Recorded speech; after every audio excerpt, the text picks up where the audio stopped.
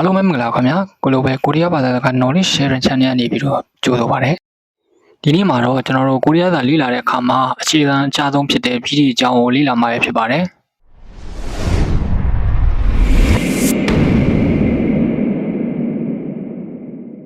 ကိုရီးယားစာမှာဆိုလို့ရှိရင်စုစုပေါင်းပြီး19လုံးရှိပါတယ်အခြေခံပြီး14လုံးပေါင်းဆက်ပြီး5လုံးဆိုပြီးတော့ရှိပါတယ်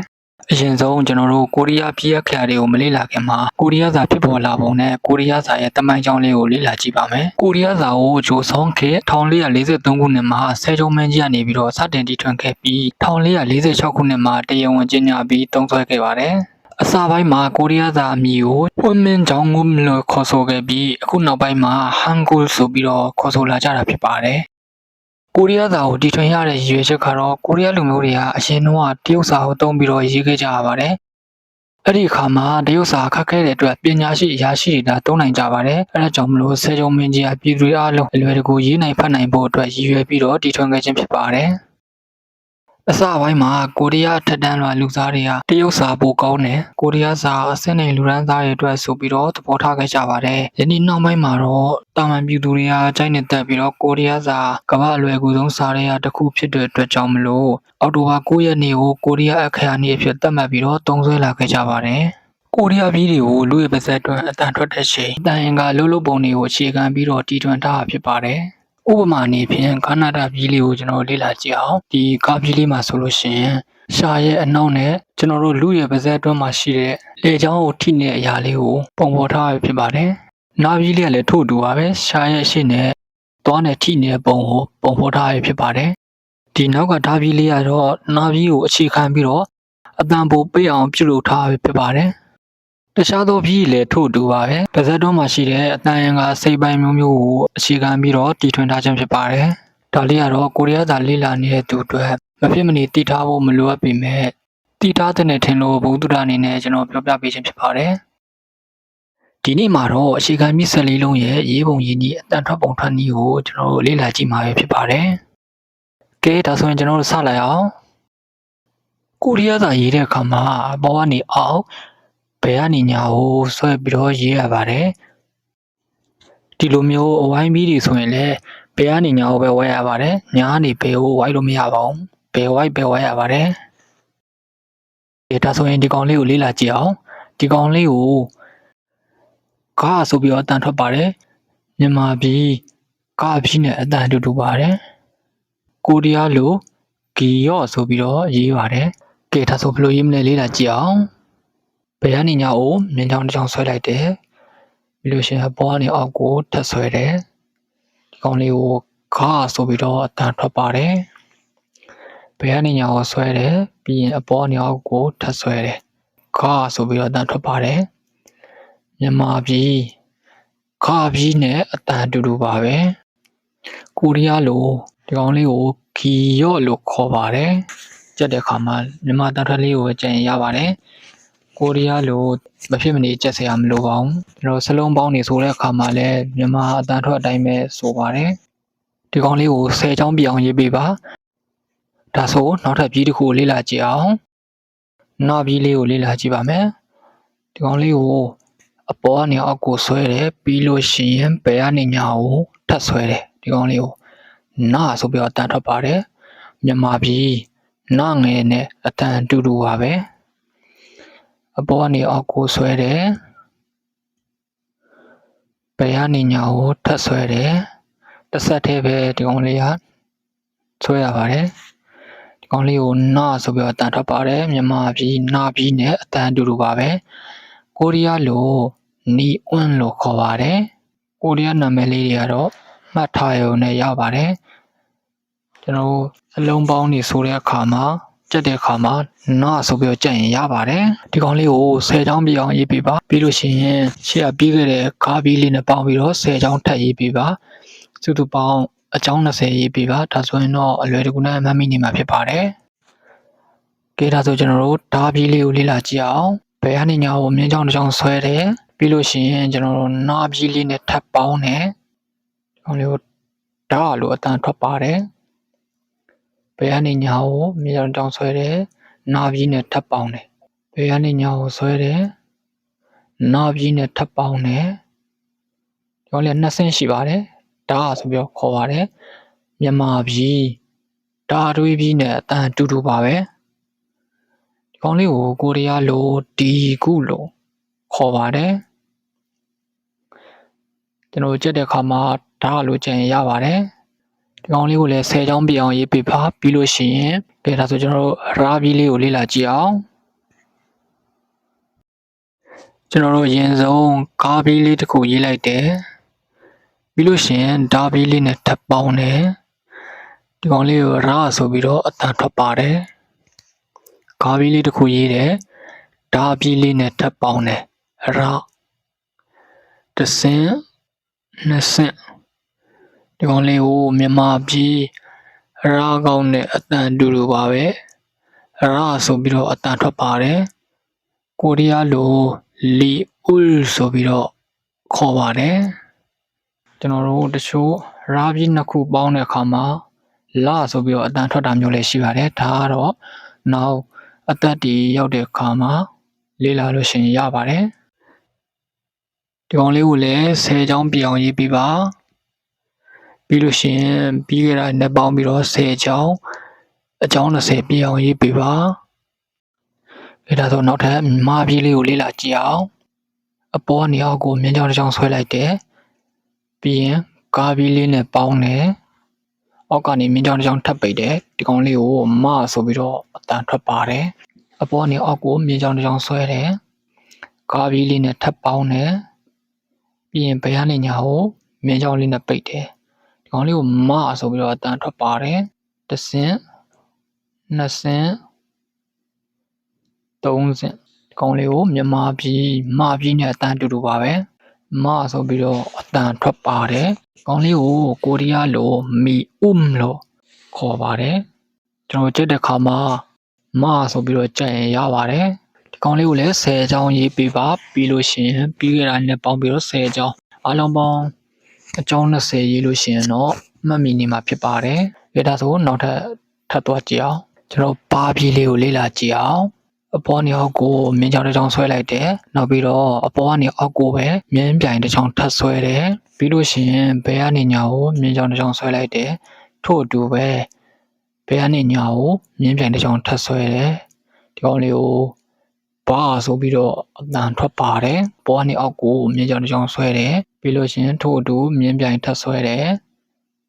ဘယ်ကနေညာကိုမြင်းချောင်းတစ်ချောင်းဆွဲတယ်နောက်ထပ်မြင်းပြိုင်ထပ်ပိတ်တယ်ဒီကောင်လေးကိုဘာဆိုပြီးတော့အတန်ထွက်ပါတယ်တစ်ဆင့်နှစ်ဆင့်သုံးဆင့်လေးဆင့်ဒီကောင်လေးမှာ၄ဆင့်ရှိပါတယ်ဒီကောင်လေးကိုမြန်မာပြည်ဘာကုန်းနဲ့အတန်တူတူပါပဲဘာဆိုပြီးတော့အတန်ထွက်ပါတယ်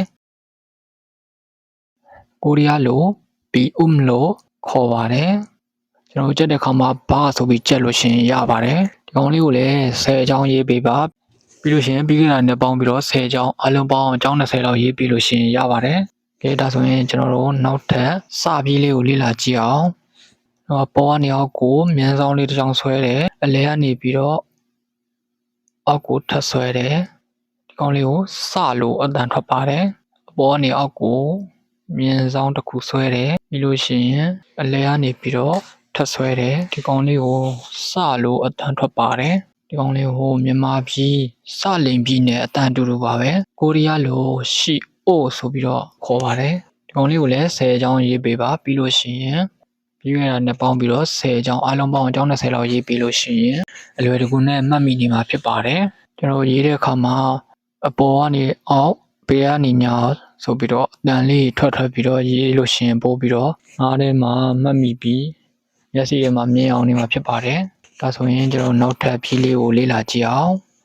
အဖြီးလေးကိုလေ့လာကြည့်အောင်ခေါင်းလေးကိုအပေါ်ကနေဘေးဝိုက်ပါတယ်ဆိုပြီးတော့တန်ထွက်ပါတယ်အပေါ်ကနေ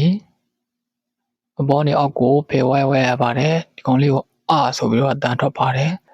အောက်ကနေလည်းဝိုက်လို့မရပါဘူးပြီးလို့ရှိရင်ညာဘက်ကနေလည်းဝိုက်လို့မရပါဘူးဒီခေါင်းလေးကိုမြန်မာပြည်ပြည်နဲ့တန်တူတူပါပဲလို့အတန်ထွက်ပါတယ်ကိုရီးယားလိုလို့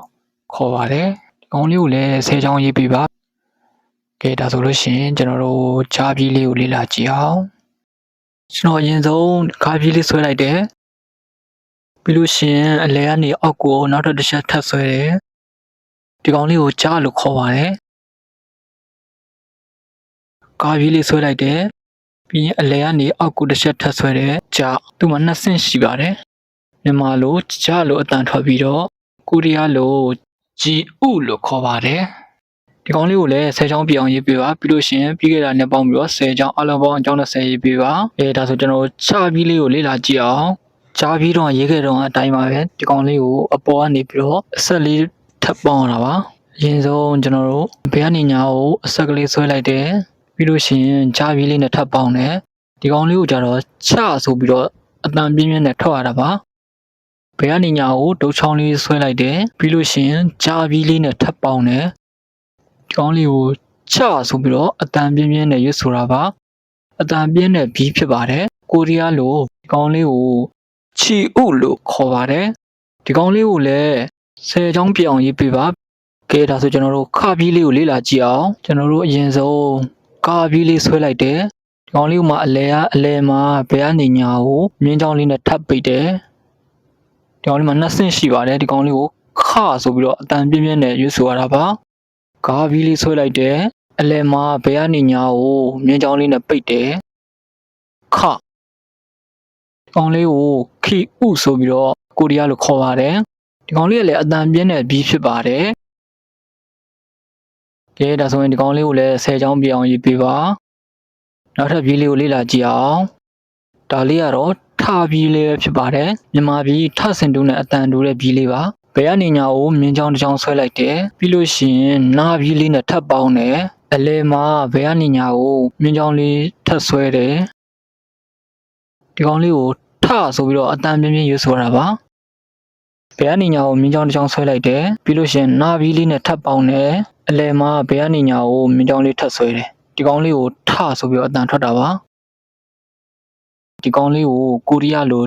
တီဥလို့ခေါ်ပါတယ်အတန်ပြင်းပြင်းရွတ်ဆိုရတယ်အတန်ပြင်းတဲ့ပြီးလေးဖြစ်ပါတယ်ဒီကောင်လေးကိုလည်း10ချောင်းပြောင်းရေးပေးပါကဲနောက်ထပ်ဒါဆိုနောက်ထပ်ပြီးလေးကိုလေ့လာကြည့်အောင်ဒါလေးကတော့ဖပြီးလေးပဲဖြစ်ပါတယ်ဘယ်ကနေညာကိုဆွဲတယ်အလဲမှာမြင်းချောင်း2ချောင်းဆွဲတယ်ဗီပုံစံလေးပါမပူးအောင်အောက်ခြေမှာပြီးလို့ရှိရင်အောက်ခြေကနေမြင်းချောင်း2ချောင်းထပ်ပိတ်တယ်ဒီကောင်လေးကိုဖဆိုပြီးတော့အတန်ပြင်းပြင်းရွတ်ဆိုရတာပါရောမကနန်းနှစ်ကနန်းနဲ့တူပါတယ်ဘယ်ကနေညာကိုဆွဲတယ်1ဆင့်အလဲမှာမြင်းချောင်း2ချောင်းဆွဲတယ်2ဆင့်ဘယ်ကနေညာကိုပဲအောက်ဆုံးမှာထပ်ပိတ်တယ်3ဆင့်ဒီကောင်လေးကိုဖဆိုပြီးတော့မြန်မာပြည်ဖောက်ထုံတဲ့အတန်တူပါပဲဖိဥဆိုပြီးတော့ကိုရီးယားလိုခေါ်ပါတယ်ဒါလေးကလည်းအတန်ပြင်းတဲ့ပြီးလေးဖြစ်ပါတယ်ကဲဒါဆိုရင်ဒီကောင်လေးကိုလည်း10ချောင်းပြအောင်ရေးပေးပါပြီးလို့ရှင်ပြီးခဲ့တာနဲ့ပေါင်းပြီးတော့အလုံးပေါင်းအကြောင်း20ရေးပေးပါဒါဆိုရင်တော့နောက်ဆုံးကြံတဲ့ပြီးလေးကိုကျွန်တော်တို့သွားကြည့်အောင်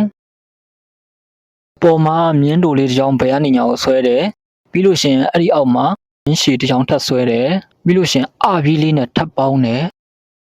ဒီကောင်လေးကိုဟလို့ခေါ်ပါတယ်မြင်းတိုလေးတစ်ချောင်းဆွဲတယ်1ဆင့်ပြီးရင်မြင်းရှည်တစ်ချောင်းထပ်ဆွဲတယ်2ဆင့်အပြီးလေးနဲ့ထပ်ပေါင်းတယ်3ဆင့်ဒီကောင်လေးမှာ3ဆင့်ရှိပါတယ်မြန်မာပြည်ဟပြီးနဲ့အတူတူပါပဲဒီကောင်လေးကိုကိုရီးယားလိုဟီဥလို့ခေါ်ပါတယ်ဒီကောင်လေးကိုလည်း10ချောင်းပြအောင်ရေးပေးပါပြီးလို့ရှိရင်အလုံးပေါင်းပြီးခဲ့တာတွေပေါင်းပြီးတော့10ချောင်းအလုံးပေါင်းအကြောင်း20ရေးပေးပါကျွန်တော်တို့ရေးပုံရေးနည်းလေးလေ့လာပြီးဆိုတော့အလုံးပေါင်းပြီးအတန်ထွက်လေးတွေ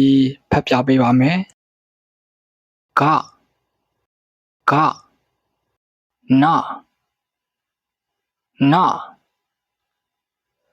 ဒါ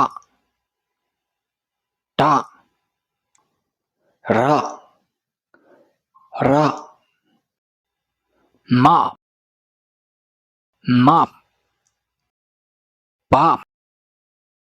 ဘစ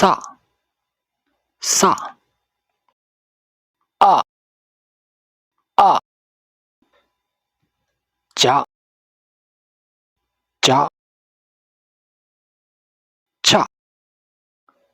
ချခထ ဖဖဟာဟာဒါဆိုရင်တော့ကိုရီးယားရဲ့အခြေခံပြီး14လုံးကိုရသွားလောက်ပြီလို့ထင်ပါတယ်မရသေးဘူးဆိုရင်လည်းထက်ခါလေ့ကျင့်ပြီးတော့ရေးကြည့်ပါရေးတဲ့ခါမှာလည်းအခုလိုမျိုးပါဇက်ကနေစိုးပြီးတော့ရေးကြည့်ပါ2မျက်နှာ3မျက်နှာလောက်ဆိုရင်တော့မှတ်မိနေမှာဖြစ်ပါတယ်ကျွန်တော်တို့ကြက်တဲ့ခါမှာလည်းကိုပတ်ဝန်းကျင်နီးနားမှာရှိတဲ့ရာဝတ္ထုလေးနဲ့မျက်စိထဲမှာမြင်ပြီးတော့ကြက်ပါအဲဆိုရင်ပို့ပြီးတော့မှတ်မိနိုင်မှာဖြစ်ပါတယ်ဒါဆိုရင်ဒီနေ့တော့ဒီလောက်ပါပဲနောက်နေ့မှာကျွန်တော်တို့ကိုရီးယားရဲ့ပေါင်းဆက်ပြီးတဲ့အကြောင်းကိုလေ့လာကြည့်ပါမယ်